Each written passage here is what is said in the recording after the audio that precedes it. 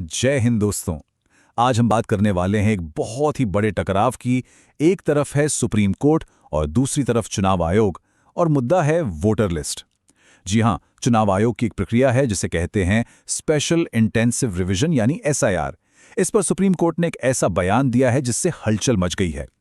सोचिए जरा, देश की सबसे बड़ी अदालत अगर चुनाव आयोग से ये कह दे कि आपकी डेडलाइन कोई पत्थर की लकीर नहीं है, हम उसे बदल सकते हैं, तो इसका क्या मतलब है?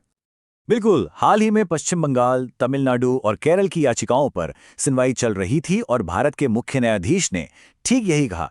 ये एक लाइन, बस एक लाइन, शक्तियों के बंटवारे को लेकर एक बहुत बड़े संवैधानिक टकराव की नींव रख सकती है।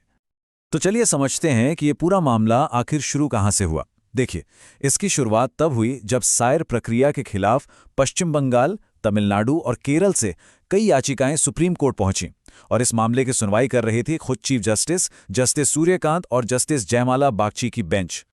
अब याचिकाकर्ताओं की सबसे बड़ी टेंशन ये थी कि जिस दिन उनकी सुनवाई की तारीख थी यानी 9 दिसंबर, ठीक उसी दिन वोटर लिस्ट भी फाइनल होनी थी।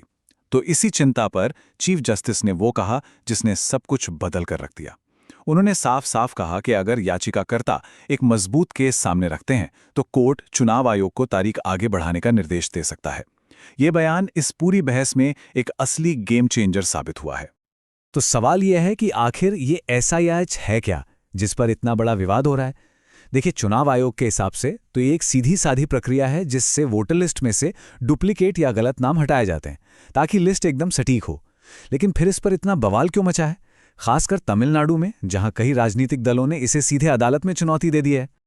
जैसा कि हम देख सकते हैं, इसमें सत्ताधारी डीएमके से लेकर एक्टर विजय की पार्टी टीवीके तक शामिल हैं। इन सब ने मिलकर इस प्रक्रिया के खिलाफ एक मजबूत मोर्चा खोल दिया है।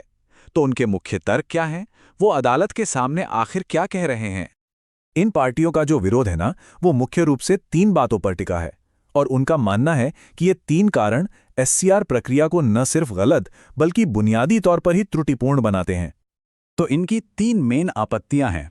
पहली, ये कि यह प्रोसेस बार बार दोहराया जा रहा है क्योंकि ऐसा ही एक काम तो पहले ही हो चुका है। दूसरी, इससे वोटर्स पर नए नए डॉक्यूमेंट्स लाने का फालतू का बोझ पड़ रहा है। लेकिन सबसे गंभीर आरोप जो है वो ये है कि एसआईआर असल में एक तरह से नागरिकता की जांच बन गया है। याचिकाकर्ताओं का कहना है कि इसके नियम वोटर्स को अपनी नागरिकता साबित करने पर मजबूर कर रहे हैं, और ये काम चुनाव आयोग के अधिकार क्षेत्र से बिल्कुल बाहर है। जी हां, उनका साफ साफ कहना है कि इसका नाम भले ही सर हो, लेकिन काम के लिहाज से ये एक तरह की एनआरसी ही है। अब जाहिर है, इतने गंभीर आरोपों पर भारत के चुनाव आयोग का जवाब तो आना ही था। तो देखते हैं उन्होंने क्या कहा। चुनाव आयोग ने इन सभी दलीलों का कड़ा विरोध किया और सुप्रीम कोर्ट के सामने अपना पक्ष रखा। आयोग का कहना है कि एसआईआर एक पूरी तरह से जायज और जरूरी प्रक्रिया है। आयोग ने साफ किया कि उनका मकसद किसी की नागरिकता तय करना है ही नहीं, बल्कि सिर्फ एक साफ सुथरी और बिल्कुल सही मतदाता सूची तैयार करना है। उन्होंने ये भी कहा कि वोटर्स पर कोई एक्स्ट्रा बोझ नहीं डाला जा रहा, बल्कि उन्होंने उल्टा राजनीतिक दलों पर ही एक गंभीर आरोप लगा दिया।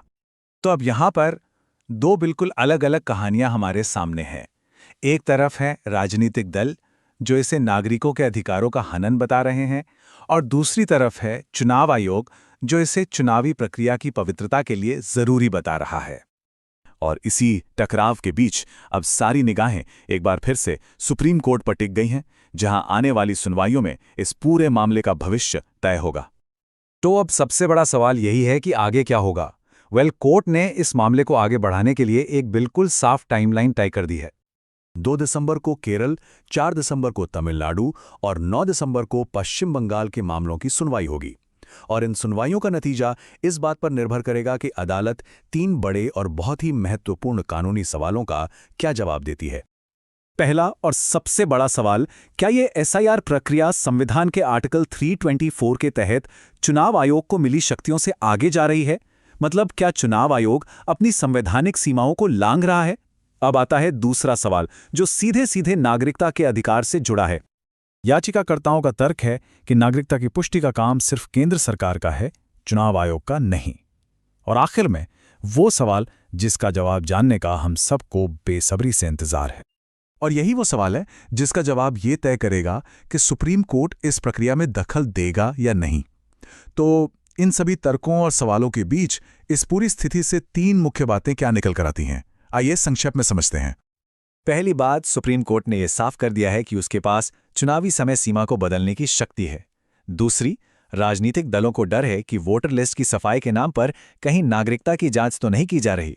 और तीसरी, चुनाव आयोग इसे एक निष्पक्ष चुनाव के लिए एक जरूरी और मानक प्रक्रिया बता रहा है। इन तीनों के बीच फंसे हैं करोड़ों मतदाता, और ये हमें एक अंतिम और सबसे बड़े सवाल पर ले आता है। इस पेचीदा मुद्दे पर क्या राय बनती है? ये एक ऐसा सवाल है जो हमारे लोकतंत्र की 2 सबसे महत्वपूर्ण संस्थाओं की शक्तियों के संतुलन से सीधे सीधे जुड़ा है। इस पर अपनी प्रतिक्रिया हमें कमेंट्स में जरूर बताइएगा। ये जानना वाकई दिलचस्प होगा कि लोग इस बारे में क्या सोचते हैं। ऐसी ही जानकारी के लिए सब्सक्राइब कीजिए। धन्यवाद। चलिए नेक्स्ट वीडियो पर मिलते हैं।